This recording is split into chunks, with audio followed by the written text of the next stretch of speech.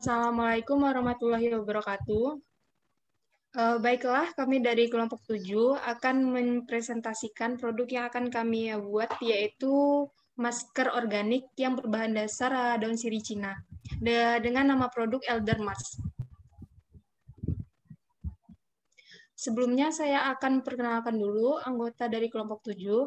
Yang pertama yaitu Bayu Asliza Fadila, yang kedua Elsie Regina Dwi Putri Lestari, yang ketiga Siska Zuherni Novliana, yang keempat itu Trinanda Rahman, yang kelima Farhan Gani. Daun sirih Cina sering kita temukan pada area tertentu, terutama pada tanaman yang ada di pot. Daun sirih Cina yang liar ini ternyata memiliki berbagai manfaat, terutama pada wajah. Oleh karena itu, kami mempunyai ide untuk mengubah daun sirih Cina liar ini menjadi masker organik yang kaya akan manfaat bagi wajah. Ini merupakan tampilan dari BMC produk daun sirih. Yang pertama yaitu customer segment. Customer segment atau segmen pelanggan. Target konsumen pasar dari produk masker wajah organik daun sirih Cina kami ini yaitu wanita dan pria remaja maupun dewasa. Yaitu masker ini sangat bermanfaat bagi wanita atau pria karir, traveler, mahasiswa, ibu rumah tangga yang ingin lebih peduli dengan wajah mereka, baik dari usia 16 sampai 45 tahun. Ini juga bermanfaat bagi wanita dan pria dewasa remaja yang bertempat tinggal di kota-kota besar seperti Jakarta, Surabaya, Bandung, Makassar, dan kota lainnya. Dan untuk wanita yang menyukai kebersihan dan kesehatan kulit, serta ingin merawat kulit wajah, sangat cocok sekali memakai masker daun sirih Cina ini. Baiklah, selanjutnya. Yang kedua, value proportion yang akan dijelaskan oleh Siska.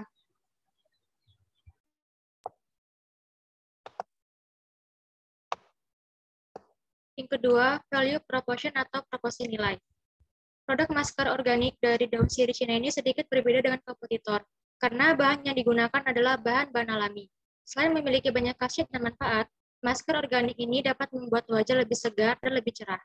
Ekstrak daun sirih Cina dipercaya memiliki banyak manfaat untuk wajah, terutama dapat membantu mengatasi masalah jerawat dan dapat memudahkan flek hitam akibat sinar ultraviolet maupun pemakaian kosmetik.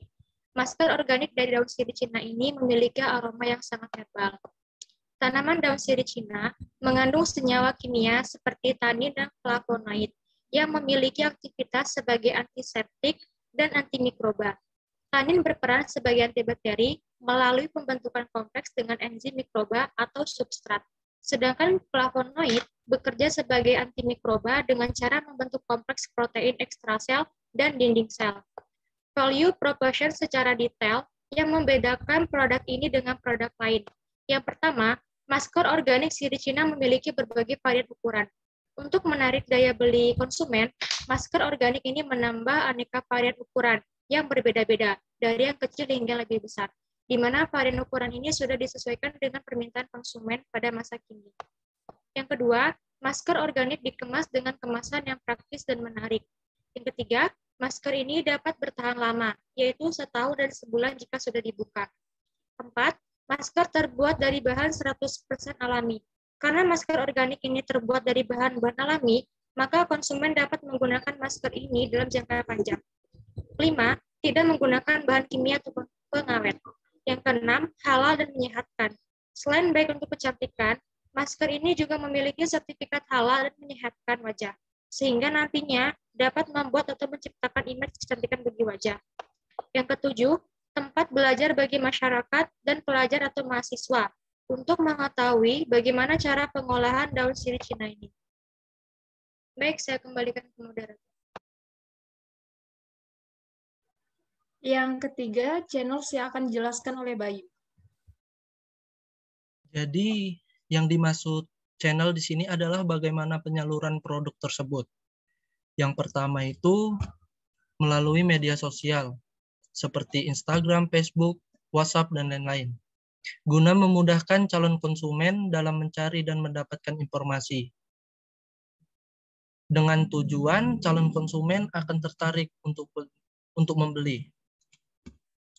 Kemudian saluran yang kedua yaitu online shop. Sebab banyak manfaat pemasaran melalui online shop. Di antaranya tidak terbatas ruang dan waktu, biaya pemasaran lebih murah, kemudahan memilih target pasar, organisasi lebih mudah dan sederhana, dan yang terakhir itu kemudahan mengelola barang. Mungkin itu saja informasi yang dapat saya sampaikan. Saya kembalikan lagi kepada moderator. Yang keempat yaitu customer relationship yang akan dijelaskan oleh Farhan.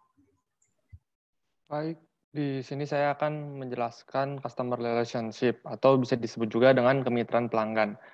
Customer relationship itu memiliki dua bagian. Bagian pertama adalah penjualan langsung, yang merupakan sebuah strategi untuk mempromosikan produk atau jasa yang ditujukan untuk mempengaruhi tindakan konsumen.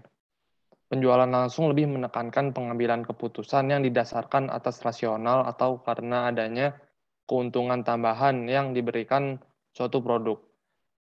Bagian kedua itu ada reseller pada minimarket atau toko.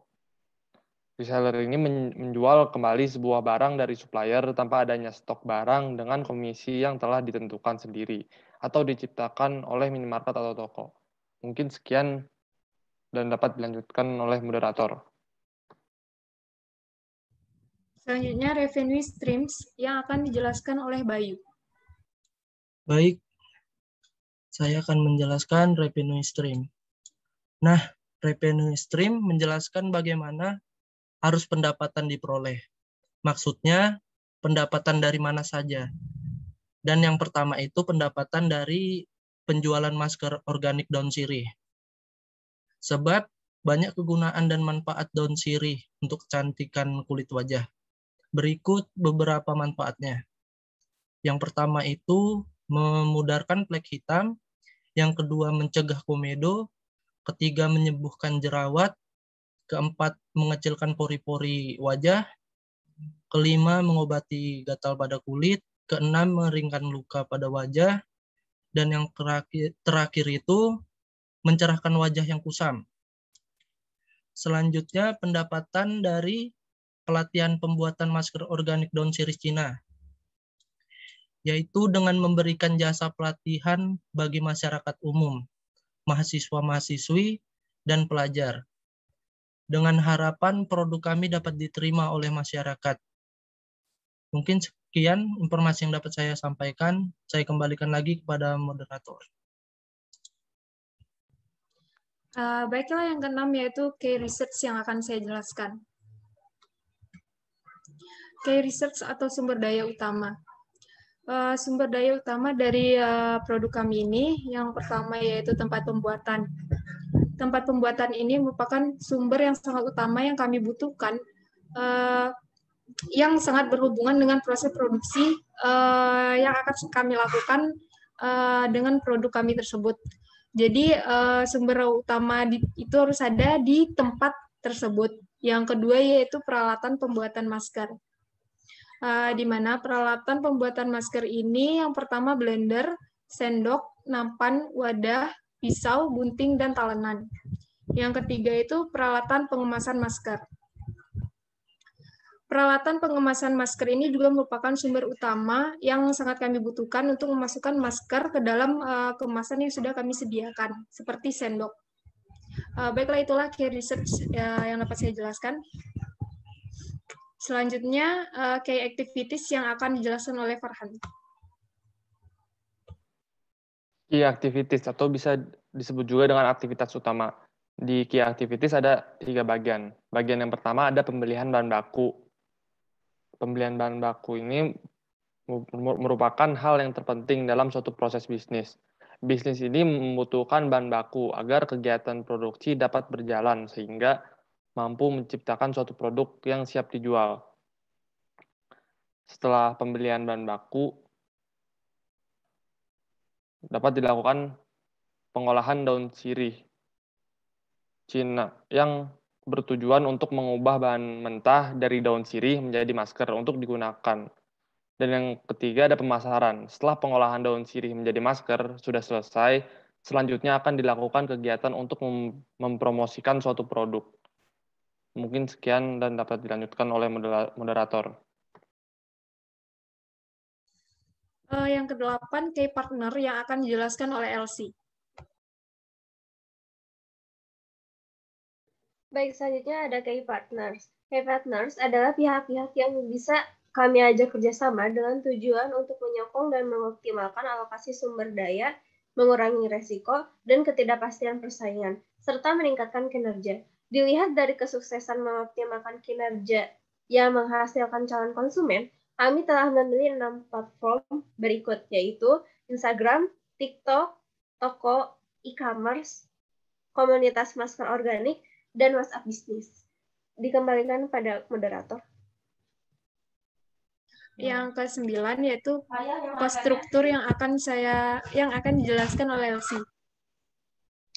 Baik, selanjutnya ada konstruktur. Konstruktur atau struktur biaya adalah rincian biaya-biaya yang dikeluarkan oleh perusahaan untuk menjalankan key activities dan menghasilkan value proposition. Konstruktur yang telah kami perkirakan dalam pembuatan produk masker daun sirih Cina, yaitu biaya air dan listrik, biaya bahan baku, biaya pembuatan produk, dan biaya pengemasan dan pemasaran masker. Dengan itu kami mengefektifkan dan mengefisienkan biaya sebaik mungkin agar keuangan dan produk dapat dioptimalkan. Sekian dari saya, bisa dilanjutkan oleh moderator.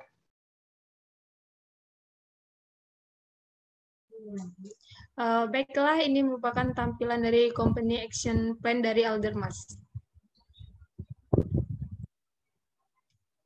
Dan ini merupakan contoh produk dan logo yang akan kami gunakan pada produk yang akan kami buat. Baiklah, sekian presentasi dari kelompok kami. Terima kasih. Apabila ada kesalahan, kami mohon maaf. Assalamualaikum warahmatullahi wabarakatuh.